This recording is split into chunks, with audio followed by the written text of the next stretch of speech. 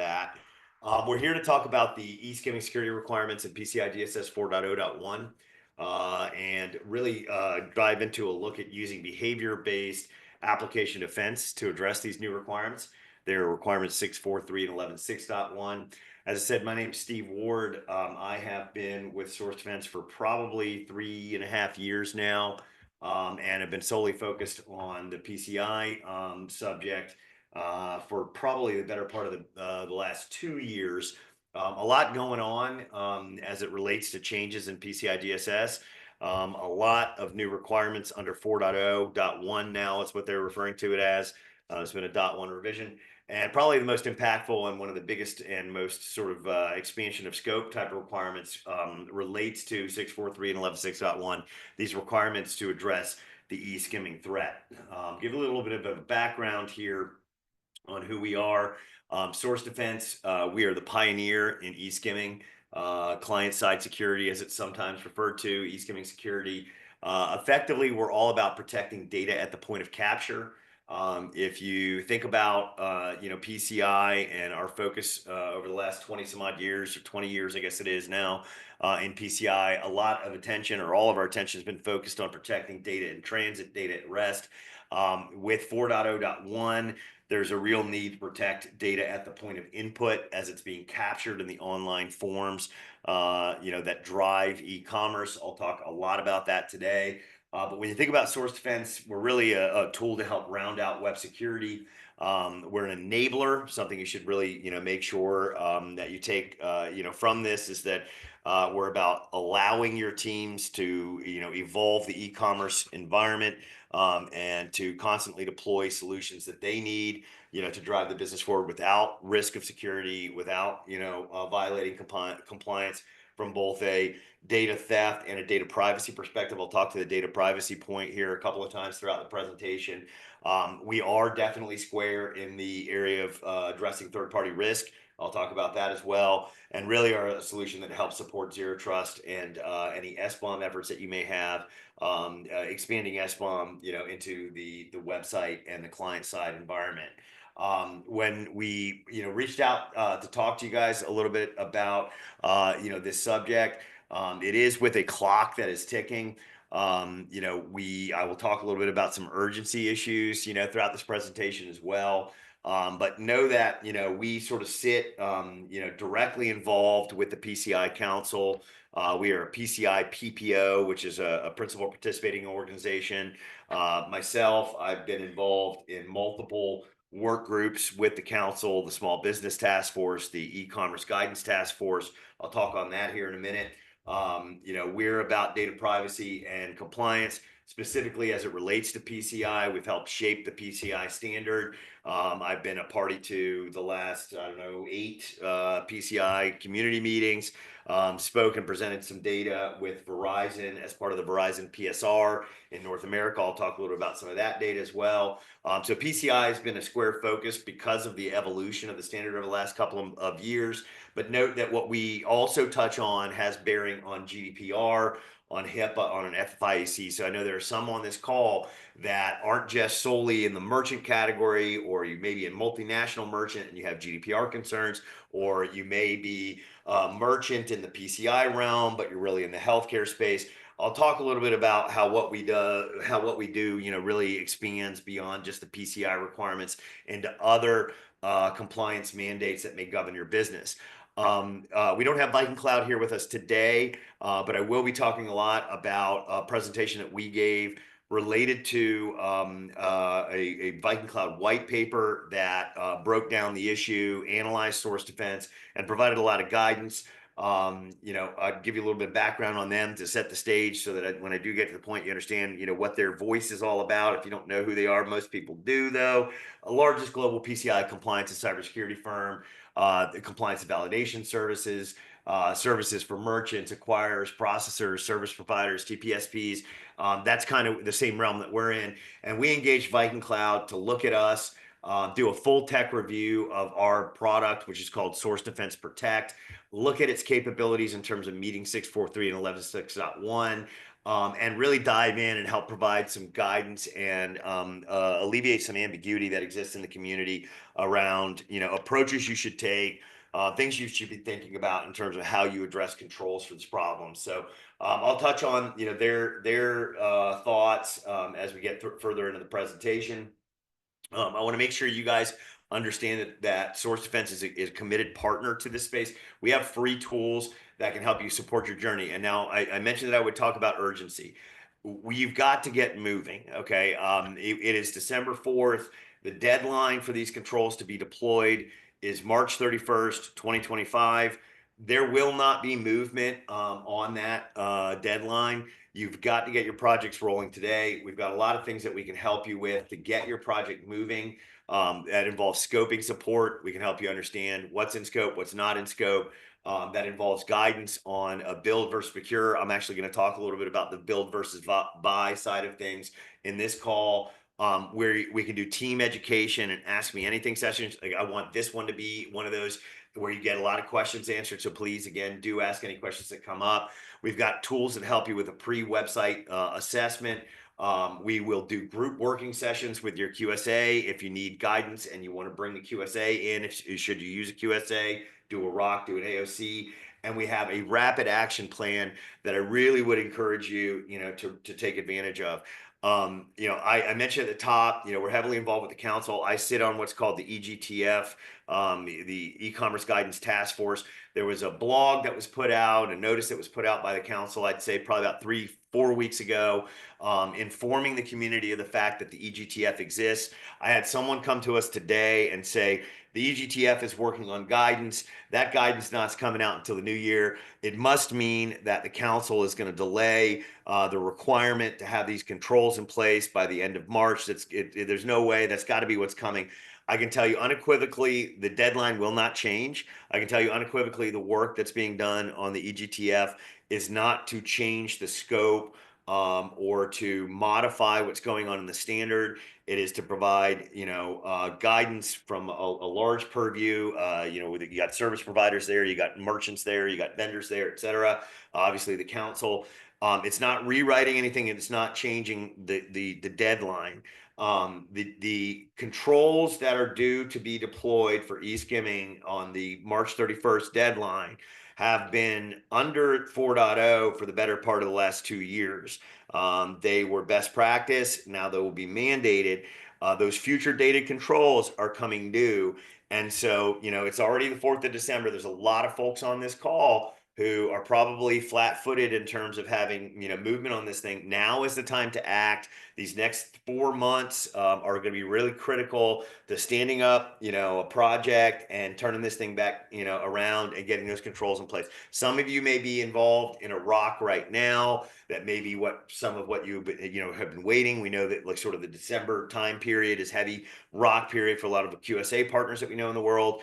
That's fine, but your QSA is going to tell you you're going to be non-compliant if you don't get those controls in place. So now is the time to really get it moving. So let's dive in. Like, what is the focus? Why focus on eSkimming security? Why has this change come about? Really, I think you should take a look at what's happened, let's say, over the course of the last, call it 10 years. Really, it's been almost, 20. This has been sort of like, something that we could see over the horizon. Really all began with the EMV liability shift, a card not present effectively becoming the primary target, the adversary recognizing that, if they want to conduct credit card fraud and if they want to do theft of credit card data and PII, it's going to go into the online world. When the shift was finally complete in 2015, it was almost like an overnight, change of adversarial tactic. The dawn of MageCart, the dawn of eSkimming or clickjacking or formjacking or any of these other names that this type of threat takes on, really happened like almost like clockwork in response to the completion of the liability shift.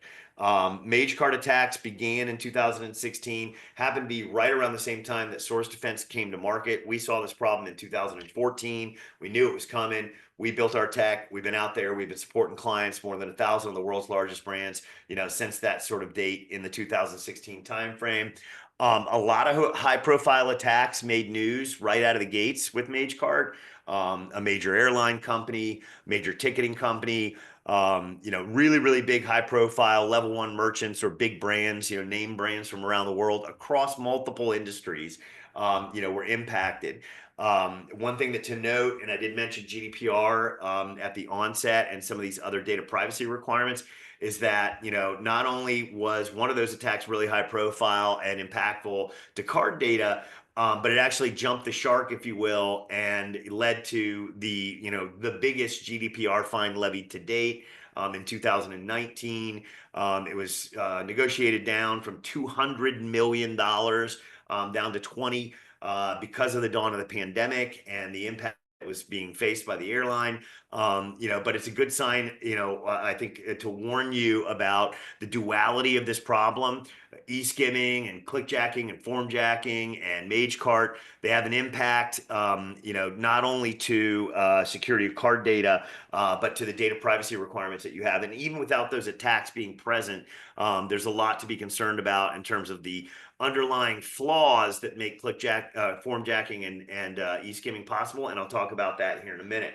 The threat kind of disappeared from the headlines, but it did not go away. If we all close our eyes and remember what happened in 2019, 2020, the whole world got shaken up, right? And a lot of the oxygen, if you will, on the news headlines, focused on this e-skimming or this MageCart threat, got gobbled up by the scourge of ransomware, rightfully so. But that became the sort of major attack profile that was really impacting people, and it allowed the MageCart actors or the e-skimming actors to sort of like hide slow and low and continue conducting their activities against the backdrop of an exponential shift in the way that clients or customers interact with your brands. Everything went online, and it's basically stayed that way, right? So the pandemic brought about, a change in the way that we purchase and the way that we interact with brands. It vaulted e-commerce forward. We stopped paying attention to the e-skimming threat because the news was hijacked with other stuff. And the attacks continued with high-profile breaches against big brands and a shift on the adversarial side to actually targeting one-to-many and hitting a bunch of small merchants as part of their tactic as well. So I know there's some payment service providers that are on this call. The small merchant is definitely square in the crosshairs of the adversary, and they need help and they need support. And Source Defense has been working really hard to try and drive that help forward. In 2022, as a response to what was going on, the Intro 4.0 finally, sort of caught up to the threat and said, you got to do something about this e-skimming problem, okay? And, if you look at since that date, over the course of the last 3 years, what's happened, now we're hearing the card associations basically warn us that the vast majority of fraud that they're seeing is e-skimming related. 100+ million cards in 2023 were found online available. The vast majority card not present, meaning they were stolen, through the e-commerce channels. We've seen a massive increase in the use of the digital supply chain, these third-party scripts that are running on websites, the real focus of, the e-skimming problem. And we've got the 2025 deadline, staring us right in the face. So, the problem is real. The problem is pronounced. The problem has been recognized, by the industry. It's time to do something about it. Every day you delay is a day that you run the risk of, one of these attacks impacting your firm. Now, how do these attacks happen? And why is there such a focus on, this sort of script management end of things, in 4.0.1? E-skimming attacks occur because of JavaScript. It's just that basic. Client-side security, what we do, or e-skimming prevention, basically starts with JavaScript control, okay? And the reason is that JavaScript effectively can perform any action and behave in any way that it wants on any site where it's running.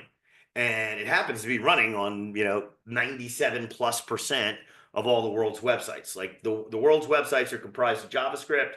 JavaScript has no native security controls. It can do whatever it wants. So the attacker has recognized that if they can manipulate the JavaScript that is running, it's bypassing these traditional security controls that you have on the server side of the equation.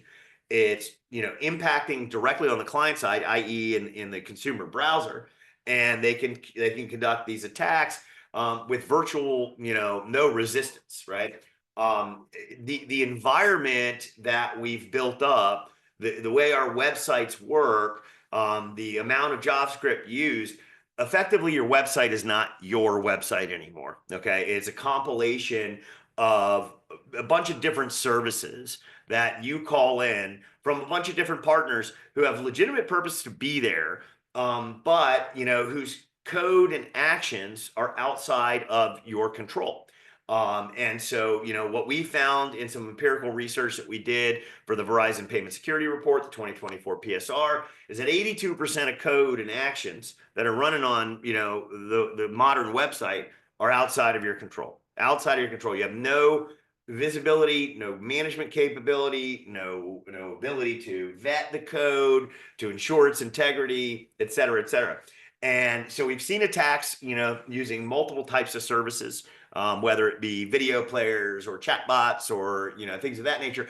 And we've even seen some really, really high profile attacks that really drive home sort of like the ubiquitous nature of this problem. Back in, I'd say, June, July, was polyfill.io. And this was a service that was called in and developed to basically help enable browser compatibility with modern website features. It was an open source script that was out there, developed for the world as a give. It was being served through a CDN, polyfill.io. That CDN had been purchased, or I'm sorry, the servers there had been purchased, and the polyfill.io service was now taken over by a malicious threat actor and was serving up malware that was conducting keylogging, that was redirecting users, et cetera, across 5+ million of the world's websites. Like roughly, 4% of the web was serving up malware simply by calling in a malicious piece of JavaScript. Okay, and so really drive the issue home. And so, scripts by their very nature, as I mentioned, JavaScript can do anything, can conduct any activity on the site that it wants. Are doing things that, are important to the business function, that are necessary to get you, the capabilities that you need or to deliver the experience to the consumer, but that are very, very much, teetering on the line of behaving like malware. Okay. So what we see, when we look at like JavaScript that is deployed, these partners, is, services that have the ability to change page content, services that have the ability to monitor what a consumer is doing on the website and react and respond to their keystrokes, services that can add content like images, text, video, and form fields, or track website behavior or user behavior, and that can take data and feed it out, to you for analytical purposes, or redirect visitors to other URLs, or in the case of a malicious attack, to URLs that are under an attacker's control. All of these things that we see are effectively malware-based behaviors, but all of these things that we see are happening irrespective of whether or not there's been a compromise. And so it lowers the bar of entry for the adversary, so much so that the average exploit kit for an eSkimming attack or a mage card attack is less than $1,000 now on the dark web, and it jeopardizes broader concerns related to data privacy, because there are things that are happening that may violate HIPAA, may they violate GDPR, et cetera, in the standard nature or the native design of these controls. So I put a pin there, and I put some asterisks on these things: changing page content, adding form fields. and redirection, are all things that I'll bring back up as we talk about, the scope of what you need to be doing to deploy these controls, and the way you need to be thinking about, addressing the problem, not just from a compliance perspective, but with true security at heart. So I mentioned, the card associations have taken action. PCI has taken action. I want to highlight a couple of things. This is a quote from Visa back in as late as June of 2022. And you can go to their biannual threat reports. This one is one of the more impactful statements that they made, because I think it really isolates the issue. But they've continued to make statements warning, merchants and payment providers and everyone in the ecosystem to take action against this threat. What they said at the time was the targeting of e-commerce platforms and third-party code integrations, these services that are being called in, are among the most common tactics utilized by threat actors. They're targeting these supply chains and these third-party service providers to steal PII and card data. Okay, it was happening then. It's happening now. And as again, late as the PCI North America meeting just 2 months ago, we started hearing from the card associations that this is a number one or the number one vector of fraud. So you really got to do something about it. And what do you got to do? Well, the council has laid out, some good guidance for you in 4.0.1. I mentioned at the top end of this call, they're actually trying to provide more guidance through the e-commerce guidance task force. That work should be completed by the end of this year. And there should hopefully be a document that gets out, to provide more insights for you, like in the January timeframe. We're trying to accelerate it as fast as we can. But that's not going to change what the requirement is. It's just going to provide more guidance and more hand-holding along the way. What the requirement says, or what the requirements say, is you've got to have a mechanism to confirm that every script running on a payment page is authorized. Okay, and that's very important. It's got to basically be something that is there, and there's a justification for there. You've got to have an inventory, and you've got to justify these are the elements of 6.4.3, and you have to be able to assure the integrity of the script that are running on those payment pages. Then you need to monitor payment page headers for changes and alert. It says alert, it doesn't say block, but I put block in there, block all malicious scripts on your payment pages. Alerting without blocking does nothing. The intent of the standard here is to prevent the attack from happening and prevent the theft of the data in the first place. So the fact that it doesn't say and automatically block, to me is splitting hairs. Alert means response, right? And so they're saying you got to have a way to, do all of these things. Know what's running on the page, authorize the fact that it's there, assure it hasn't been compromised, monitor changes to make sure that there's not bad actors, in the mix. And then if there are, alert your security teams and do something about it. So real quick, before I get further, I just want to come back to the issue of what some of these partners could do to you if you are governed by other forms of compliance mandates. The data leakage concern. So I mentioned, those capabilities, right? Sharing data, recording keystrokes, looking over the shoulder of the consumer. There have been a number of high-profile lawsuits that have already popped up, specifically around the fact that effectively, these third parties, when deployed without control, can do things that you may not know they're doing, but that may, really, really violate privacy. 2 lawsuits related to HIPAA privacy violation because you had the Metapixel basically deployed and overreaching and reading, what consumers were doing. And then, they leave a session on a healthcare website, and then they go into the metaverse world of, Facebook or Instagram and others, and they're getting served up advertisement specifically around, very sensitive health information that should never been shared. So there's already, class action lawsuits being filed related to that. It behooves you to not just concern yourself with the security aspects of this, but also the privacy aspects of this.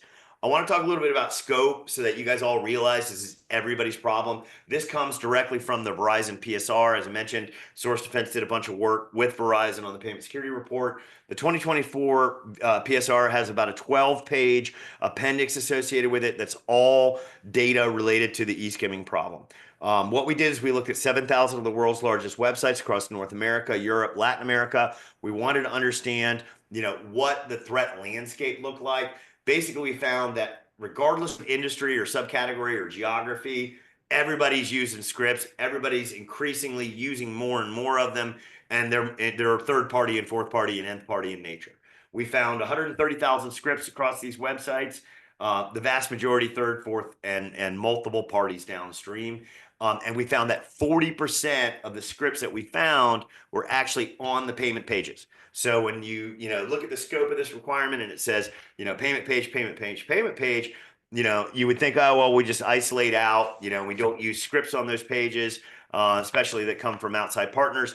It doesn't work that way. Your marketing teams and your sales and your revenue converters, right? The people that drive the business need those capabilities present.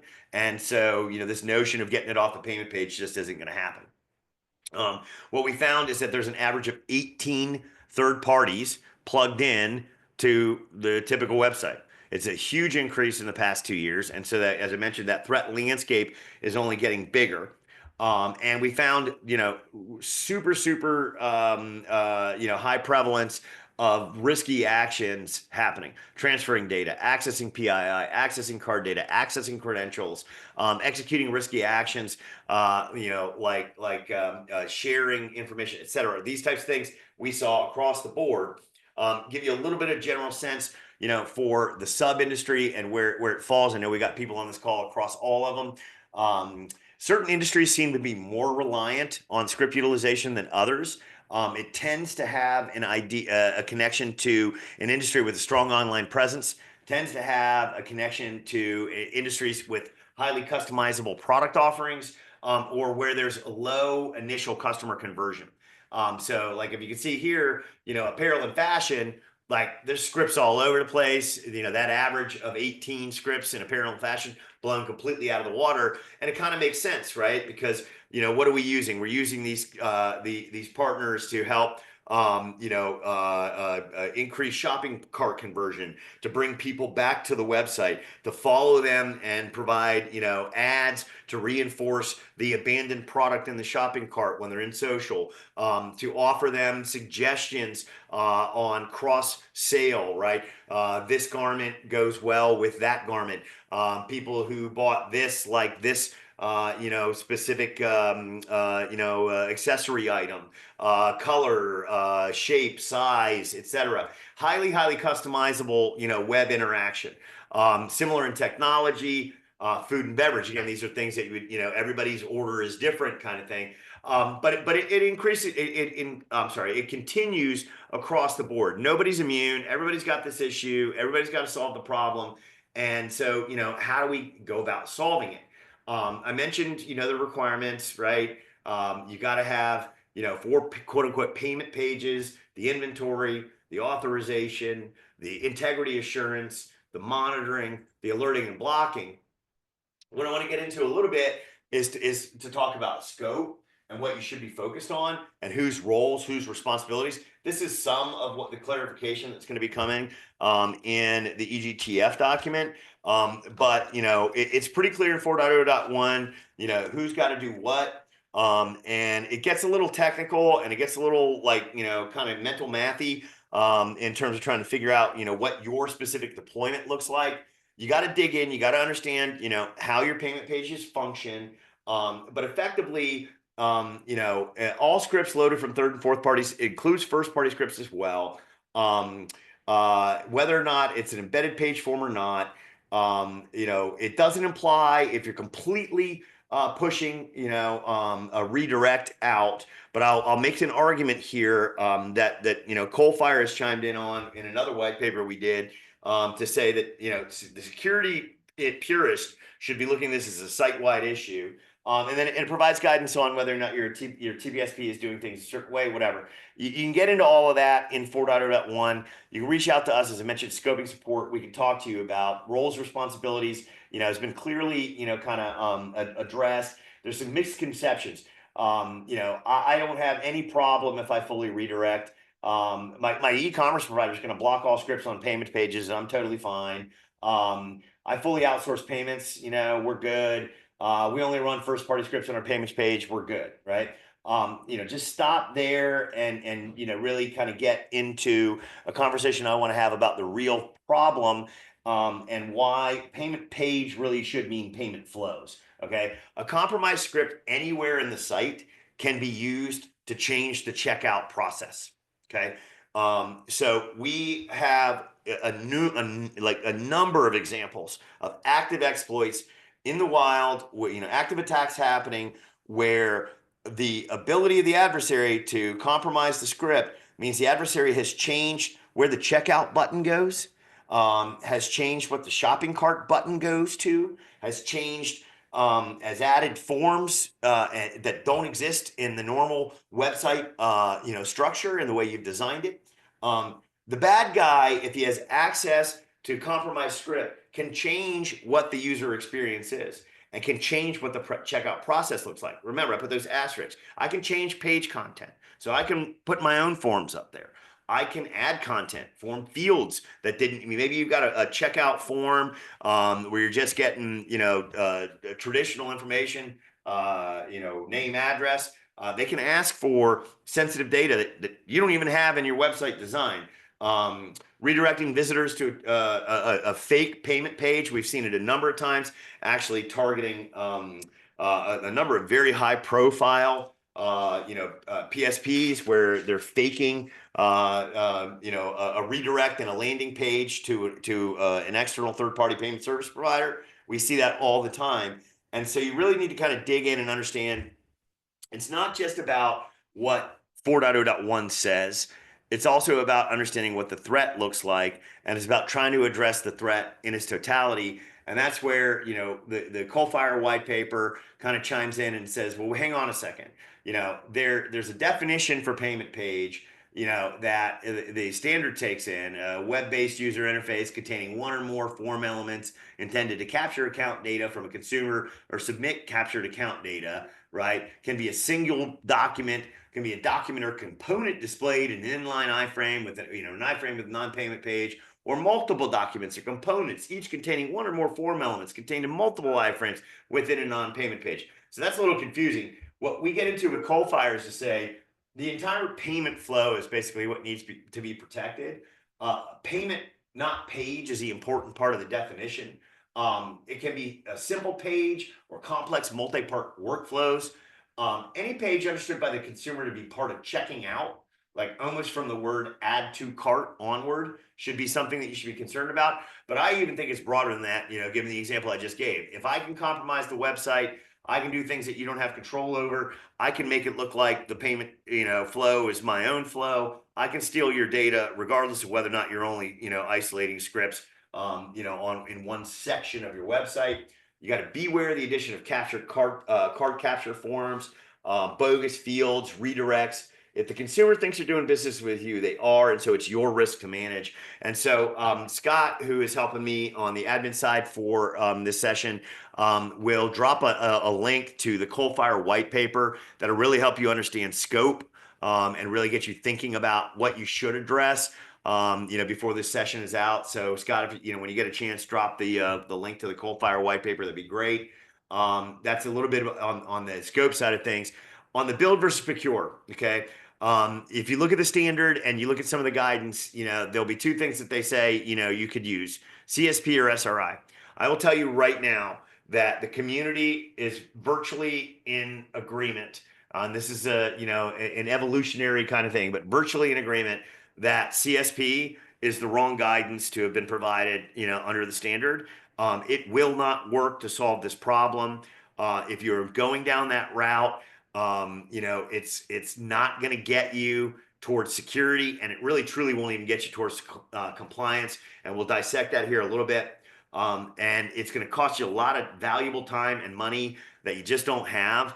And so you need to kind of abandon that right now. And I think some strong guidance will come out against CSP as an approach to this, and SRI, in the coming weeks. So I would say, if that's something you're pursuing, we can talk to you about attacks that are easily bypassing CSP. We can talk to you about, concerns, but the VikingCloud, kind of white paper kind of digs into it a little bit better as well.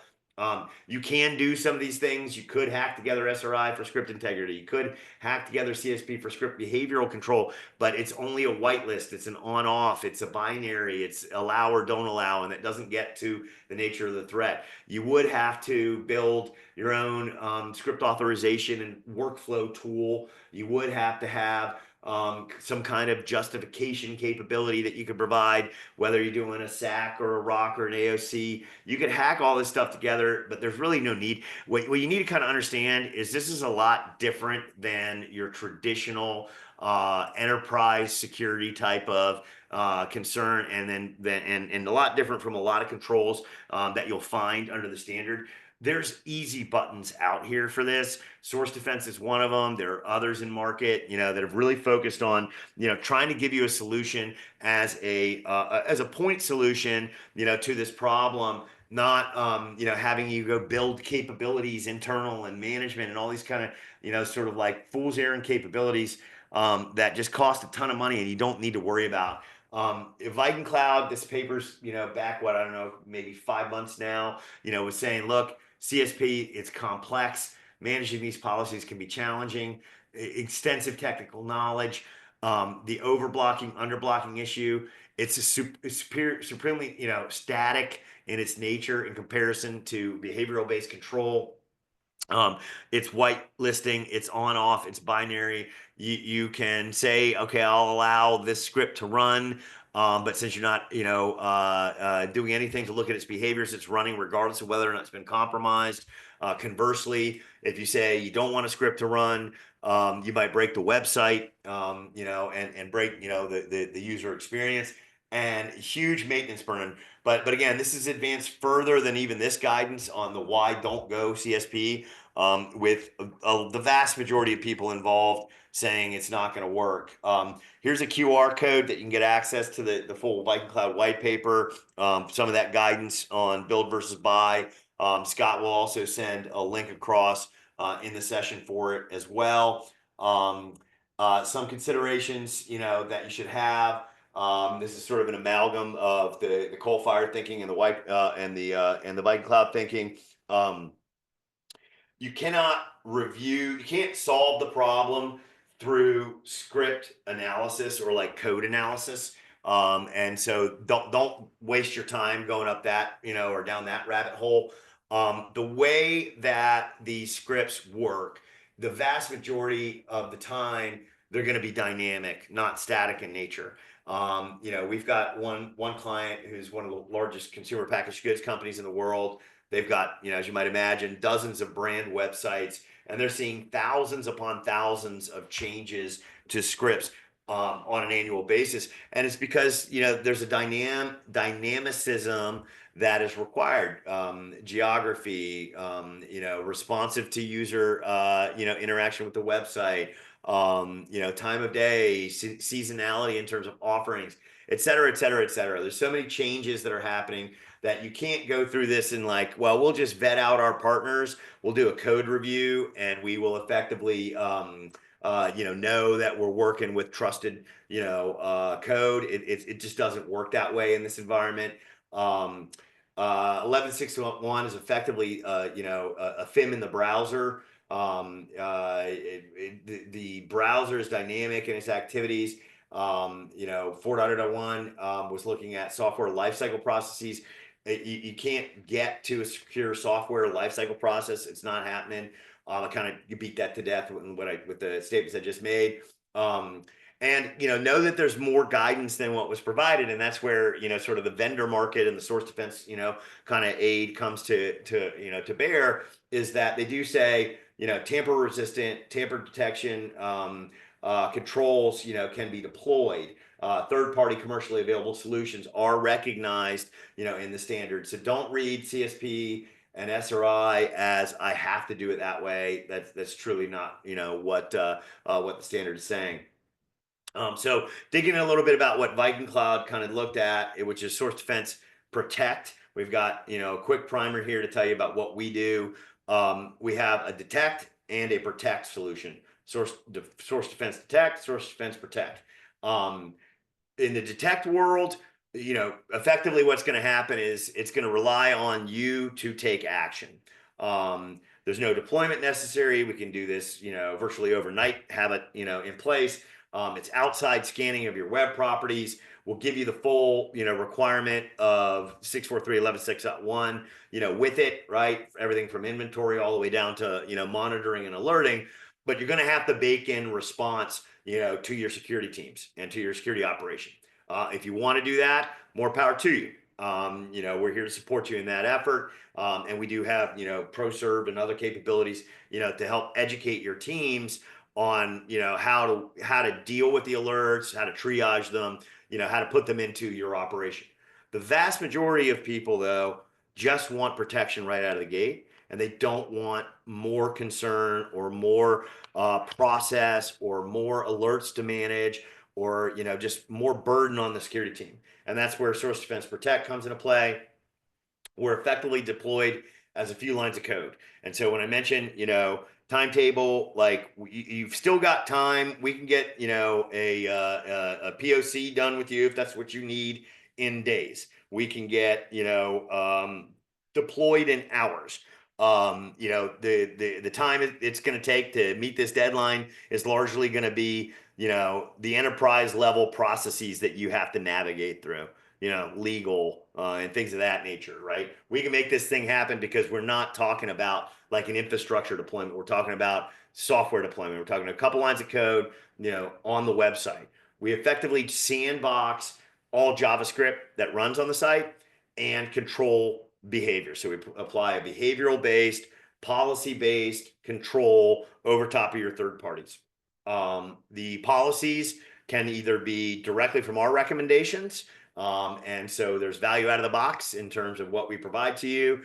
We've seen thousands upon thousands of different scripts and services that are out there. We know what the normal native behavior are of those scripts. So we've got rules, if you will, that can automatically be deployed right out of the box. Or if you want to customize things based on the way you want your site, your risk management policies and the way you want your site to be managed and the value of a partner and things you need to let them do and not do, we can do that as well.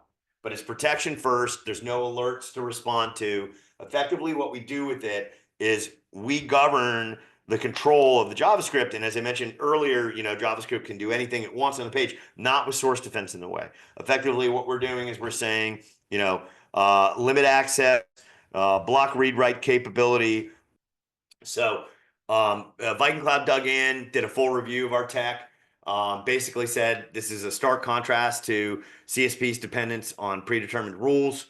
We focus on continuous monitoring, analysis of web application behavior, for threat detection and mitigation. We are not a whitelist or a blacklist in this approach. We're effectively a continually growing, continually evolving security control. We do have, as I mentioned, that global database of scripts and expected behaviors, and an ability to train our system through continuous learning to spot changes in baseline behaviors, deviations from what's normal. We protect against dynamic threats while protecting privacy and enhancing the overall user experience. That's really important. That's something that, in the testing, if you do need to go through it, is probably a primary concern that we've been able to address by, the number of years that we've been in marketing, or the guys and gals that own the website are always going to say the performance can't have latency, can't slow anything down. We've proven that we definitely do not do that.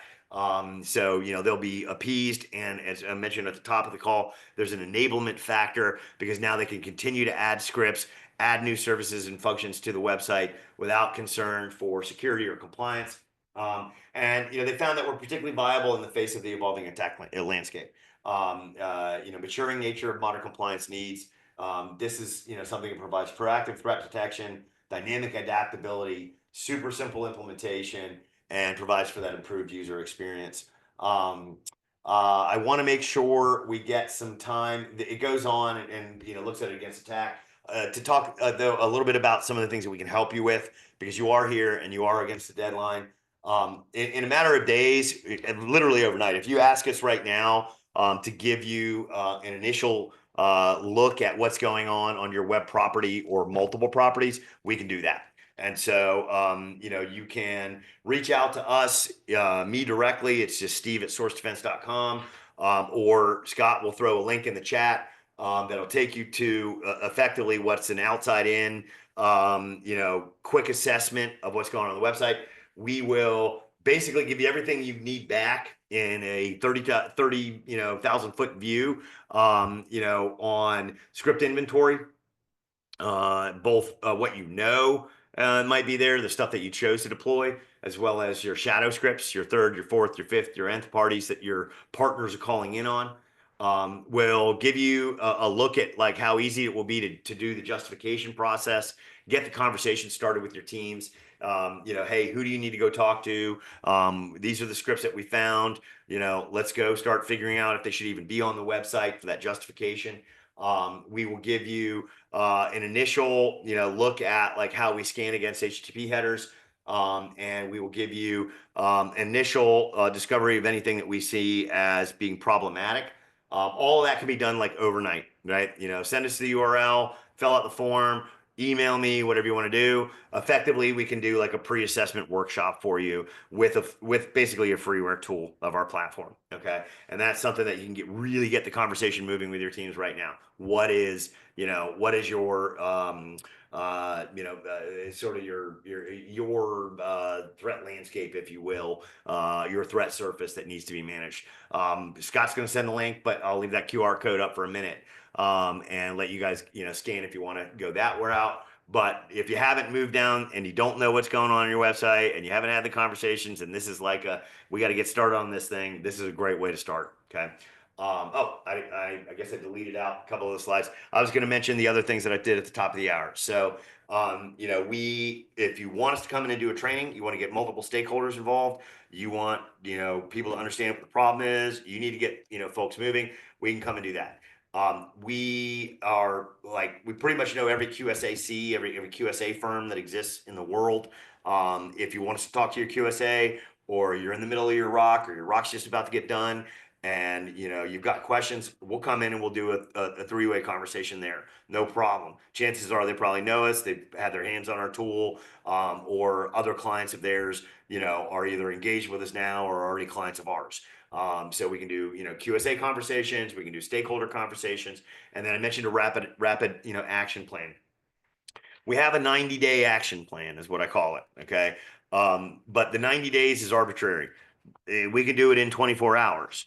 That's going to be a problem, as we get into the beginning of the next year, and there's thousands upon thousands of merchants, that need to take action. I can't guarantee you we can do things in 24 hours, when we're overloaded like that. But we can move fast. And the only reason we ever put a 90-day, title on it is because that's just generally how enterprises like the ones you work for move, right? That's even really fast in enterprise world. But the idea is we've got a proven track record for how to drive success here and solve this problem. If we start now, we can definitely get you taken care of before the end of March. Every step we delay, and we get through the holiday, and we get through in the beginning of the year, it narrows our ability to get that done. But we do have an ability to kind of give you guidance on how to get internal stakeholders aligned, test, look at us versus other products. Again, talk to your auditors, et cetera, et cetera, et cetera. We've got a good game plan for you that you can avail yourself of. My email is steve@sourcedefense.com.